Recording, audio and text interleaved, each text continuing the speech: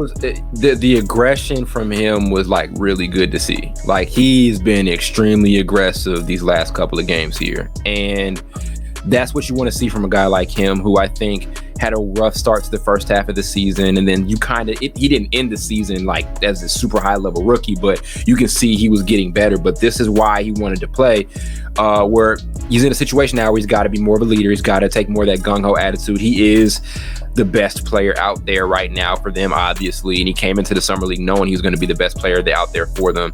I like seeing this for him. Now, question, and Blake just kind of mentioned it, when you go back to the regular season, the offense, there's a lot going on there. Now you've got Fred VanVleet is going to demand a lot of shots. Jalen Green is going to demand a lot of shots, right? Thompson's going to have the ball in his hand. Shane Goon, you're just going to phase him out and not play any low post ball anymore. If they start Dylan Brooks, you can expect him to be shooting the ball at least 10 times. Hey, the way they built this team is kind of weird. Yeah, it's just like he won't. I'm gonna be honest, because you all just named off them players.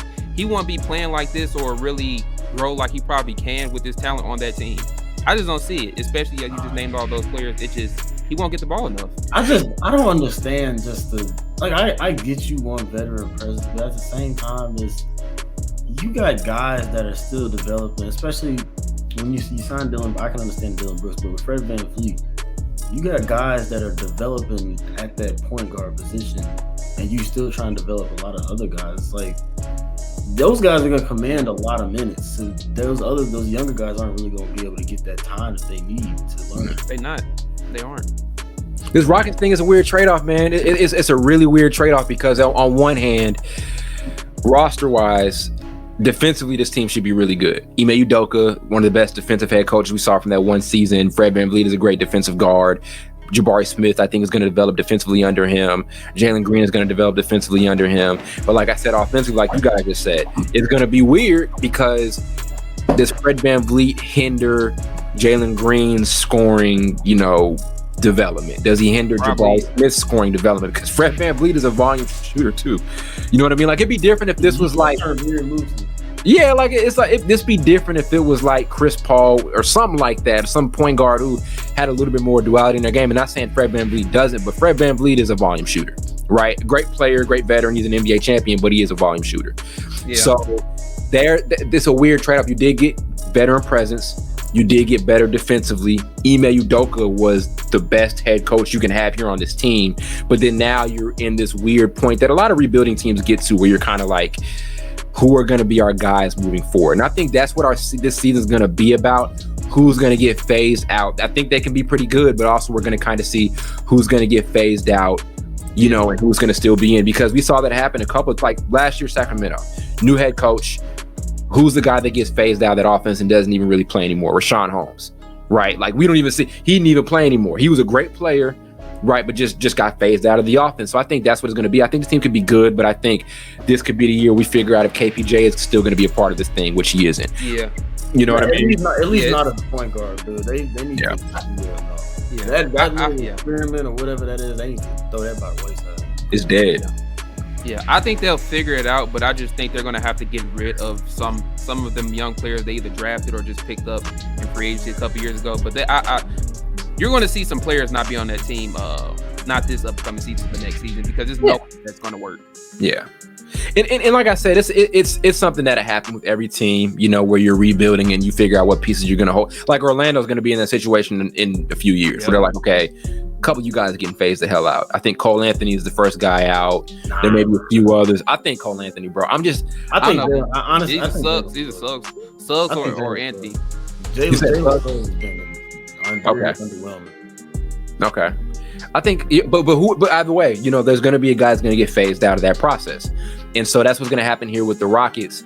And there could be, for the Jabari Smith thing we talked about, what if Jabari Smith gets, Ime Udoka decides to say, hey, we're going to emphasize you a lot more than, KPJ, or maybe we're going to try to get you set up a little bit more. We'll have Fred VanVleet take less shot, whatever. He may figure something out to get Jabari Smith, to make sure that Jabari Smith, is able to develop. So maybe he can figure that out, but it's a weird trade-off because, like I said, you have a lot of volume shooters in that team together. At the same time, they got better defensively. They got that veteran presence that they needed. I still think this team had the most productive, or one of the three most productive off seasons so far. It'll be interesting to see how those pieces fit. But with what they got, I'd be surprised they're not good. And I don't think, largely, I'm just worried from a young guy's perspective. It's about Jalen Green and Jabari Smith. I don't think the VanVleet thing is enough to push them to the side, but we'll see. Because I know you were worried about that, Carl. We'll see. We'll see how that turns out. This is never a great thing, especially in basketball. You have two players on your team. Jalen Green, he's shown some, some great things that he can be a potentially great young scorer in the league, but he's a volume shooter as well. Yeah. You're gonna have Fred VanVleet, who's a volume shooter, and Jalen Green. I don't know how that's gonna work. Yeah. Don't know. Somebody's gonna have to just become more efficient and know when to shoot and when not to shoot, or somebody just gonna be, I don't know, pushed to the side, honestly. Yeah. I don't think they push them veterans to the side before they push them young guys. Yeah, I think the guys they push up, to be honest, the only guy who's going to be out is going to be either Şengün or KPJ. Like, I think that's what it is. And I'm not mad at them shedding them off. You know what I mean? If it means Jabari Smith gets to elevate, Jalen Green gets to elevate, and then you got the Fred VanVleet thing there. So I think they're going to be fine. It is weird considering how many guys they have there who are volume shooters and who are still trying to develop from a scoring perspective. But I think they're going to be fine. I think there are going to be guys who are going to get phased out, but I think that's a natural process for any rebuilding team. You feel me? Yeah. They just, whoever picked those players over the last couple of years, not counting the offseason, because the offseason they did get better, but it's just going to be weird because of the players they drafted in previous years. Mm-hmm. I feel like whoever drafted those players didn't really look at the roster, because like, why are you drafting and picking up some of the same players? How are you going to get better if you keep getting the same talent and not getting better in other areas? Let me ask you a question. Do you think they drafted? I think they drafted well from a fit perspective. They have a lot of guards to me. Okay. They have too many guards or too many. They have too many in between players, in my opinion. Like, KPJ is obviously one of them. They don't know what to really do with him. And you said they might push Şengün to the side. They shouldn't. He's a great young player to me, but does he really fit with Jabari Smith's talent? Like, can Jabari Smith really become who he can with Şengün on the floor? Hell yeah. Like what I mean. But that's what I mean. But but if he could, then why would you have to push him to the side for him to blossom? I'll say this. How they've drafted, especially the last 2-3 years. I think they've done a great job drafting for fit, especially that draft. I think was it the year after Harden left, or the second year? Yeah, I think so. Yeah, they got But when you talk about some of the guys they drafted, I think they've drafted a good core. Yeah, Carl, when you say they don't know what to do with KPJ, they know what to do with them, but they just don't want to admit that they know what to do. They know this point guard stuff. Why would they try to do him at point guard though? I mean, it was a small experiment. Remember, they traded for him. Like, they went and got a really small deal. It was kind of like I don't look that deep into it because it was kind of like a fucking thing. Like, all right, let's see what we can do here. Oh, no, it was a little. They barely lost anything. Yeah, so it's not that. But I'm just saying, like, you've never seen him really play point guard well. You never really seen him do that. It's hard for a lot of people just to convert into point guard just like that. Like, it's highly unlikely that they'll just succeed at that, especially when they just changed it at the pro level. Like, they didn't play it in high school that much or college. That's hard. So yeah, I think he'll be out. But I think from a draft perspective, what they've done over the last couple of years has been great. I think Smith is a good fit next to Jalen Green because I think he's a dude who can be that stretch forward type of guy. We can come off the catch, and when you need him to in those like non-Jalen Green minutes, he can still create. I think he can create enough looks for himself to where he's not taking up too much time on the shot clock. And I think that complements a player like Jalen Green, who's a little more herky-jerky and needs a couple more dribble moves. Yeah. And then the Cam Whitmore thing, that's a catch-and-shoot guy. Amen Thompson, you're going to have him there to be a playmaker, and we'll see what he does from a shooting perspective.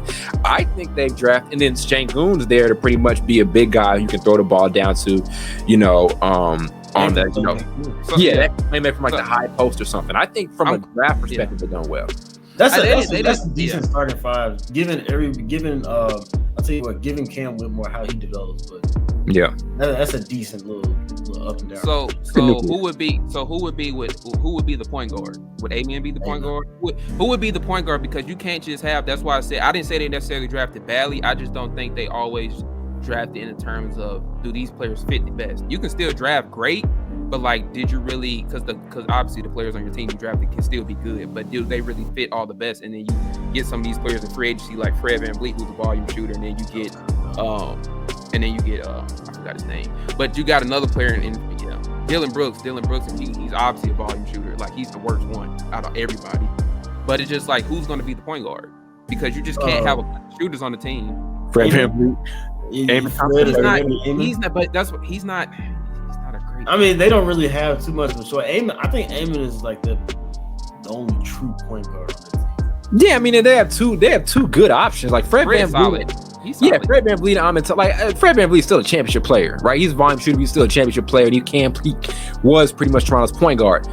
He's not excellent as far as the playmaking goes, but he's good enough. He's all right. And then Thompson, if that doesn't work, then he's going to be your point, because they're going to develop him into a point guard. I really think from a fit perspective, they drafted very well. I don't think they drafted two guys that I'm like, Orlando drafted some dudes that don't fit. But I think we'll see. It's going to have to be a wait and see thing for me with the Rockets, because I'm not too high on them, but I'm not too low. But you have to show me. Yeah, I always felt that the Rockets, they just needed that one point guard just to be able to play make for everybody. And I feel like going to get Ime was probably right for him. I would say it's probably the right deal. Somebody's going to have to go though on that team. It'll be KPJ. That's my whole point, basically.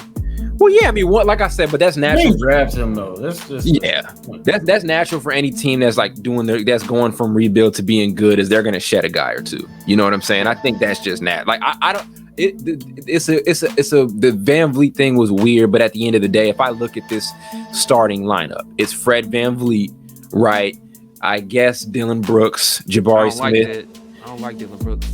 Yeah, I mean, if he can get his three ball up and not be stupid, then I think it works. But he hasn't shown that he hasn't shown the last couple of years that he can be dependable. My problem with them picking up Dylan Brooks is that they paid him too much. He's making $20 million.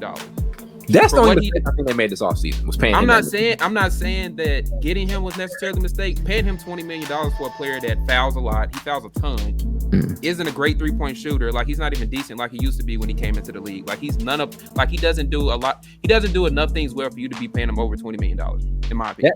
That's the only fuck up.